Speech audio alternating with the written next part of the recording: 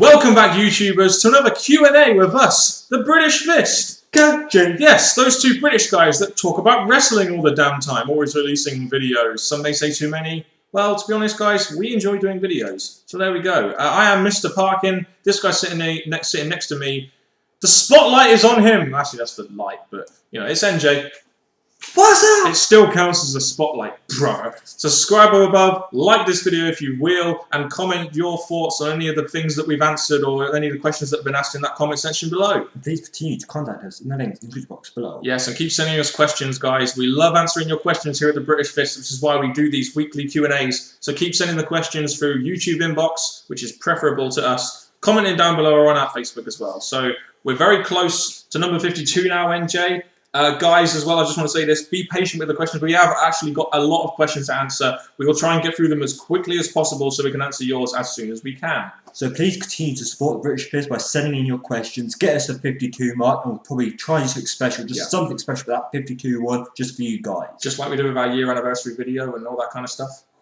That's an idea. That is NJ. We've got to do it! But anyway, let's get on to this Q&A. I think it's Q&A number 45. I can't remember. We've done so many in this last year. Brandon Goins. Would you please explain how a wrestler can lose a match and still look strong? I'll use an example on this one.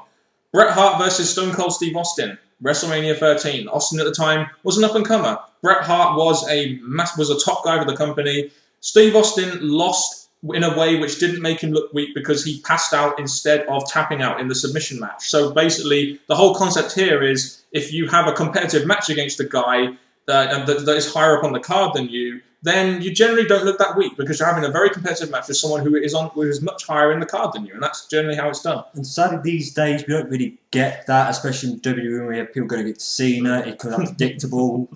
So it's a bit bad that we don't see it now, but in the past, that's why Dan used a past reference because it was better back then in a lot of cases, and it's just not as strong now. Yeah, but they use DQs and stuff like that now as well to try and protect the wrestlers more, which is an example that Brandon referenced here.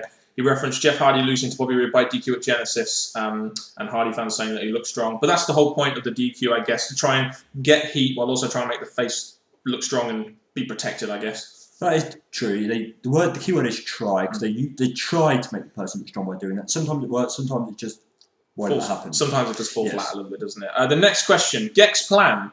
We have a couple of questions from Gex Plan. The first one is, you have to take a deep breath for this one because it's a long question.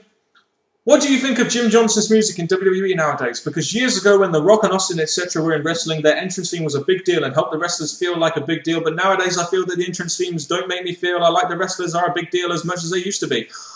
Well, yeah, it has changed over the years. Like you have these big blared out music theme songs from like The Rock, like you said, Austin and Punk and other wrestlers. It's just over the years, I guess they've had a change of plan and idea, and certain wrestlers are just not getting the themes that are out there as much. Yeah, I mean, Jim Johnson's music is generally pretty good. You look at guys like Del Rio, the music that Jim Johnson does do a good job in highlighting, you know, the character and everything. It's just that I think what the problem is now, he doesn't have like great stars to really put music on, which is why they're reverting more to these sort of mainstream music songs with some of the wrestlers.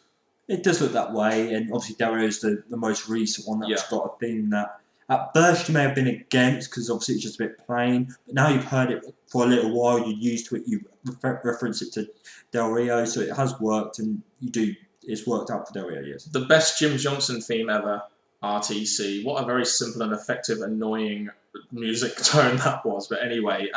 If you were in charge of TNA, which 5 wrestlers would you fire, and which 5 wrestlers / managers would you bring in to replace them? It can be, it can be released WWE wrestlers or ROH wrestlers or even WWE legends as managers. Let's pick 5 who we would fire. We're both very in agreement with these 5, aren't we, NJ? Very much so. And the first person we're saying is, oh, ODB, I love you, I love you, I love you, ODB. I'm going to marry you, so I'm going to get involved in all your matches. I'm going to do everything I can to take all the spotlight off all the matches because that's what I do because I'm very young and I'm really annoying and I take all the spotlight off the matches. Eric Young has to go. Robbie E has to go because he just sucks. Garrett Bischoff, that no-talent asshole, should go. He should at least be an OVW, in my opinion. Well, with Garrett, we're going to go back to what you were saying about, or someone was saying, that they're trying to make them look good by putting them against people higher, and it's really failing. This is a per example of failing. They're putting him against Angle, and that is just not working out for him. And the last 2 people are Madison Rayne, because she's very talented and her Killer Queen gimmick is just wearing thin now, and Jeff Jarrett. The guy just needs to get off TV. And I know he is right now, but when he comes back, you know all the attention is going to be on him. Because he's done his big part in TNA, but I think now he's done it, he can just go and leave it for the future of the reference. Exactly. He needs to leave the future of TNA in other people's hands other than himself. He can't draw shit. But there we go. So who would we replace those guys with? We think of guys from Ring of Honor that we could replace with, like maybe like a Mike Bennett, a Michael Elgin, a C. Yamper possibly. Just some guys that are different that could work in the TNA product. That would be a case. Guys who are in ROH that are maybe just there, not doing as much as they could, and they need to step up because TNA, I'm pretty sure, would use them better, so that would be a good set for them. Yeah, and you could have like guys like MVP in there, I guess, like released WWE superstars like MVP. I know he's doing New Japan Wrestling, but guys like MVP could work, I guess. John Morrison, I think it would have been a good sway. He'd be a good guy in the X Division, in my opinion. He would indeed, I definitely see that. Yes, so we've got some. Yeah, we did 5. And in past videos we've done, the other one I would add is Crime Time! They're all about money. Yeah, and TNA need tag teams, so Crime Time would be good. Get JGG away from jobbing and into the TNA. There we go. Yes. The next 3 questions come from the Mick52. Are you taking the Mick? You better be. Who do you feel was the greatest King of the Ring winner ever? I think there's only one guy. Exactly. NJ never swears, but instead he decided to do that. But I don't know what that was. But Stone Cold Steve Austin is got to be the best King of the Ring ever, just because when he won King of the Ring, it really helped launch his career because you had that whole Austin 316's here to kick your ass. That was a good moment. The other one that could be that close to overcoming Austin would be Booker T. Oh, okay. I thought he was going to say Bret Not Hart. really, Booker T. King Booker. Booker. King Booker.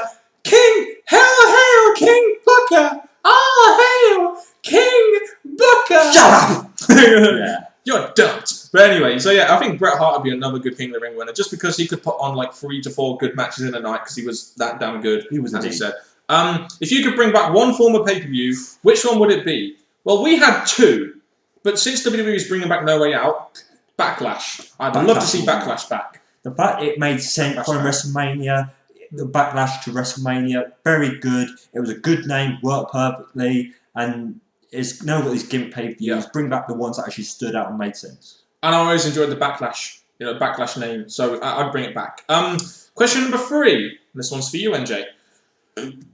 As I just burped. Very well there. Do you think Kane will be inducted into the Hall of Fame in the next 5 years? Oh, well... You can dream of it. You can dream of it. Love him in the Hall of Fame, as you know, a dream. But the thing is, I still think he's got 5 years in him. So I think it'll be 5 years plus before he ever thinks of making it into the Hall of Fame. Yeah, and I also think, no disrespect to Kane here, but the guy like Taker they'll put in straight away. I don't think a guy like Kane or Glenn Jacobs they would put in straight away within 5 years. That's just my opinion on that one. But he will get into the Hall of Fame definitely because he has been a very good servant to the WWE, and he's been a pretty good character for them. And the Devil's favourite servant demon is going to make sure he gets his place in Hall of Fame. Yeah, he's probably going to like ransom Vince McMahon. I'm going to bury you alive, Vince, or something like that. That'd be awesome.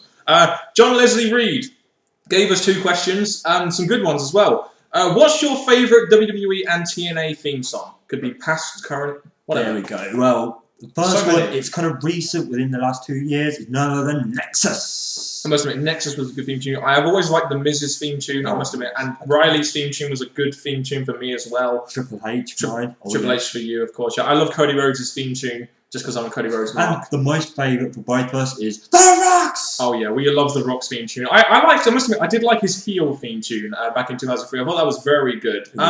With regards to TNA, Mr. Anderson has a good theme tune. In my opinion, I liked Immortal. I know the Immortal faction sucked, but I liked Immortal's theme. I really did. I don't know why. I liked Immortal's theme. I also like Sting's theme as well. I think he's got a good theme. I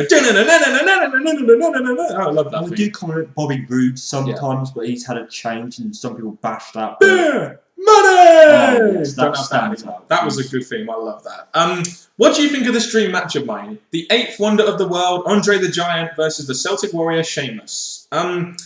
I think I can see where you're drawing your comparisons for here because Sheamus is that kind of big baby face against the sort of Andre the Giant who was the big, even bigger heel.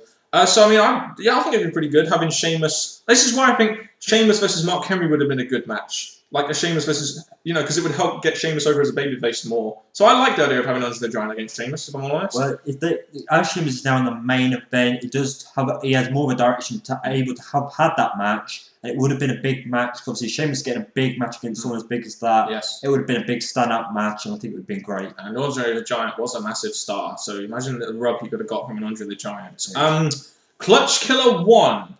In your opinion, what would be a better dream match? Hiroshi Tanahashi, I hope I said that right, versus Eddie Guerrero, or Shawn Michaels versus Steamboat? As much as we like Eddie Guerrero, we don't really know too much about Japanese wrestling, so I'd have to say Michaels versus Steamboat. I'd have loved to have seen that match, man. Take nothing away from Eddie Guerrero, because I love a majority, if not all of his matches. I'm going to have to say Shawn Michaels versus Steamboat all the way. I will say this, though. If Eddie Guerrero was in that match, he'd definitely lie, cheat, and steal. Oh, yes. Next questions come from Spaz Phoenix, another YouTuber on here you guys should check out. Spaz Phoenix. We see a lot of Daniel Bryan versus Punk these days. Great match as it was, it deserves to be on a pay-per-view in my humble opinion. You could be correct there. If booked properly, could these two guys unifying the belts at a Mania be a worthy main event? My immediate reaction is no, because it's not a big draw. Unfortunately, as much as Daniel Bryan and Punk are great wrestlers, in my opinion, they're not like main event of WrestleMania draws unless they're with a massive draw like Rock or Austin or something like that. Well, look at this. As much as I don't see it being a main event worthy for the titles, I do see this as a feud that could come back again and go on and put on great matches. Just not for the titles and not to combine them, which won't happen. And they will never unify the belts unless they unify the brands. And I don't see them unifying the brands where they can take one brand there and one brand there, and it's just better business that way. So it'll probably never happen. But I must admit, I would like to see them do CM Punk versus Daniel Bryan at some point when Daniel Bryan's built up a bit better, in my opinion, in a match. I'd love to see it. And as this is going to be before the draft, we can get that wish. Oh, imagine if that does happen. Best technical wrestler out of Bret Hart, Chris Benoit, William Regal, Daniel Bryan, CM Punk, Kurt Angle, or Dean Malenko? The first one, Bret Hart. There was a reason why he was called the excellence of execution. Very true. He's one who's made a step forward in his whole technical ability, and other people have either learnt from him, made him their role model, and just learnt from him, like I said. And even though the other ones are pretty close, they do have great ability, but it'll be Bret Hart. Yeah, I mean, the rest of the guys in there, fantastic technical wrestlers. We're not taking anything away from them, but Bret Hart is just the standout performer out of that one, in my opinion. Super Reggie Dog. Do you think TNA needs to build up their baby faces better? They're doing great with the heels like Rude, Bully Ray, Aries, and Gail Kim, but they don't seem to have as many strong baby faces. And I think this question was asked before Aries turned face, so we'll eliminate Aries. And let's face it, Aries was a top heel in the X division, he was a very good heel. I think, to be honest with you, they do have the baby faces there. They've got Storm, Hardy, Anderson, AJ Styles. But I do agree, they're not building guys like Anderson or AJ Styles up well enough, in my opinion, even though they really should be. No, I do look at TNA, I do see their babyface are floating about. They're just not in matches, they're not being built, they're just there, just been in odd matches here and there. That's a shame, because the heels, that's what I like. I do enjoy my heels. Great action, go for it. But it should be the heels that the babyfaces use to get the pushes to build, and that, like, Buddy Ray is a perfect example of putting babyfaces over. Austin Aries. And I just don't think they're being used as frequently as they should. Yeah, so I mean, the heels, they've got some pretty good heels. They've probably got the best heel in the business right now in Bully Ray. And some pretty damn good faces. Hardy and Storm are getting pushed rather well. Don't forget Angle as well, he's a pretty good heel. But yeah, so I do agree with you to an extent, because I do think that guys like Styles and Anderson and maybe some other baby faces floating around aren't being pushed that well, but Aries is being pushed as a decent babyface now, so I can't complain too much about that. Very true, and we're having Jeff Hardy who's made a return, going against Angle, so he's going to get his push. So they are doing it, just maybe not as frequently as they should. Spud Cow. Interesting name. Spud Cow. Do you think CM Punk will face The Rock at SummerSlam? It has been rumoured. Could happen as well. Rock's going after the WWE Championship, and who is the WWE Champion right now? CM Punk. Exactly. So it could happen. I personally don't see Vince McMahon putting CM Punk in that position to be against The Rock. I don't think Vince McMahon really sees CM Punk as like a massive star yet. He'd rather have like a John Cena or a Brock Lesnar in that spot. But I would like to see it, a CM Punk versus Rock. They do have history. Remember the whole CM Punk promo when he's like going on about, oh, Dwayne gets in the main event, but I don't. The thing about CM Punk, yes, he's going to get against Jericho, but a big name against The Rock or another big name is going to give him that extra big push. And The Rock, while he's here, people should take advantage of him. And why not? Cena's had his chance. Now give it to someone else. CM Punk is the next one to maybe be the top of the WWE, so it would be a great benefit for him. I will say this though: CM Punk couldn't win. He can't beat The Rock. No way. Especially after Rock beat Cena. I know you're a CM Punk supporter, but unfortunately that is a harsh truth of the wrestling business right now. Warrior King 1020 asked us 2 questions. 2 very good questions, by the way. If you could face any WWE superstar or of any other promotion of the past or the present, who would you want to face? Who would you want to face most, NJ? Well, again, I would love to be in the ring with Triple H, but if we were going down this, like, just go into the ring to finish them off or do something horrible to them, it would be John Cena in a Buried Alive match. It would have to be a Buried Alive match. To be honest, NJ, I think you would get buried, but whatever. I'd hire Kane. You know, Kane's always there in Buried Alive matches to screw the other person. So, I'm pretty sure. Yeah. To be honest with you, I'd probably have your back anyway, so... Oh, there we go. Even though I was on Team C Nation, I'm not anymore, so there we go. If you were asking my opinions on this, I would, as interested as you are on this one, NJ. Don't put too much pressure on me, brother. I'm thriving the pressure. But who would I go against? See, you're making me stumble my lines now. Who would I go against? You're like Eric Young. You're so damn distracted that you're taking all the attention off what's important. That's me, because I'm answering my question right now. NJ, you're an important part of the show, but you don't need to take all the spotlight. I'm just joking, don't worry. It would have to be, for me, just because the simple fact, if I was going to get in the ring, I'd want to be able to beat someone up I totally hated. And that, for me, would be Robbie E. I cannot stand Robbie E. I fucking hate Robbie E. At least Eric Young is a good wrestler, but Robbie E just sucks. Well, I want to add a stipulation to your match. Go on. The wrestler leaves TNA, or leaves wrestling. You know, have that stipulation. The loser is out. Sure, I have nothing to lose then, because I'm not involved in TNA. So yeah, win-win-win situation, like Bischoff versus Bischoff in a Live or Lockdown match. Yay! Number 2, who do you think is the best technical wrestler of the WWE, and who do you think is the most charismatic wrestler of both the past and the present? We'll focus on the past first. The best technical wrestler of the past has to be Bret Hart. We have put him up before, yes. And the most charismatic, The Rock. I mean, there was a lot of guys, like Hogan was charismatic, Macho Man Randy Savage was charismatic, but The Rock, to me, was so charismatic. I love The Rock. That's why he brought his old catchphrases, the Rock concerts, the backstage segments. They really concentrate on The Rock just because he was the draw and very charismatic. Charismatic, yes, and the present. Technical wrestler of the present.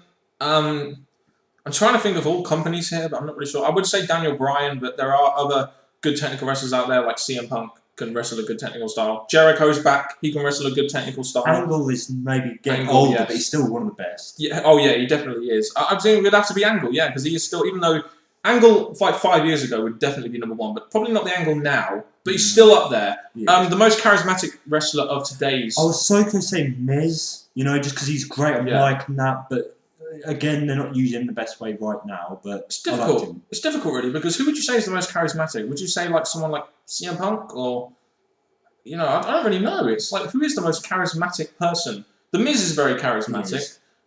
You know, I'm trying to think who else could be very charismatic. Sheamus, maybe. Well, who normally gets a spotlight recently to be on the mic? Well, Miz. Like, Miz always gets mic time. Yeah, so I'm going to say Miz. Oh, I guess you could say that the most charismatic wrestler is the Miz, but there we go. One more question before we end this Q&A. Duke Morris, aka Duke THS, the one that does all the remixes of us and, you know, remixes me as John Cena's rapper. But there we go. Would Evolution be as successful if it was John Cena as the blue chipper and not Orton? I think Cena at the time was... I think the rapping gimmick, in my opinion, was what really made Cena, because it turned him from a heel. Well, the people were entertained by him, and that made him into a face, and that is where he is now. So in my opinion, Orton worked better because he was the better heel, in my opinion. With Orton being there, I'm really glad that obviously it was a big step for Orton. Yes, Cena could maybe used it, but it wouldn't have been the same kind of thing. I really don't see it. Orton fit in there perfectly, so I'm saying that Orton was the better choice by far. Yeah, I'd have to say that, especially with Orton's family heritage and everything. Cowboy Bob Orton, etc. And then the feuds that came from it would have been more leaning strongly with Orton. Exactly. Well, that's been another Q&A from us, the British Fist. Keep sending in your questions, please, guys, and keep, you know, giving us your thoughts on the questions we've answered down in the comment section below. And who usually does the outros for us, NJ? I ain't sure as hell ain't me. Me. Exactly. So go ahead. It's me. It's me. It is NJ. J. What's up? Now, people, from Mr. Parkin 01, check his channel out, and me, NJ, check my channel out. Until next time, people, goodbye.